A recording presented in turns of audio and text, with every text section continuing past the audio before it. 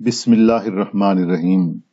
لیلۃ القدر رمضان المبارک کی وہ عظیم الشان رات ہے جسے قرآن مجید میں 1000 مہینوں سے بہتر کہا گیا ہے۔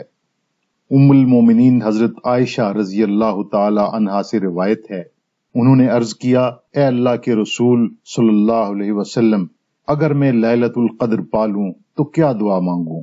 تو رسول اللہ صلی اللہ علیہ وسلم نے فرمایا، یوں کہنا، اللہم انک عفو تحب العفو فاعف عنی، اے اللہ تو بہت زیادہ معاف کرنے والا ہے، تو معاف کرنا پسند کرتا ہے، لہٰذا مجھے معاف فرما دے۔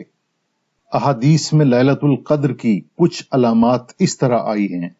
صحیح مسلم کی حدیث ہے کہ لیلۃ القدر کی صبح کو سورج کے بلند ہونے تک اس کی شعاع نہیں ہوتی، وہ ایسے ہوتا ہے جیسا کہ تھالی۔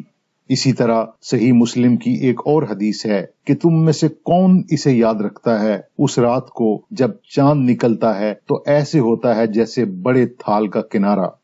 ایک اور حدیث میں رسول اکرم صلی اللہ علیہ وسلم نے فرمایا، لیلۃ القدر آسان اور معتدل رات ہے جس میں نہ گرمی ہوتی ہے اور نہ ہی سردی۔ اس کی صبح کو سورج اس طرح طلوع ہوتا ہے کہ اس کی سرخی مدھم ہوتی ہے۔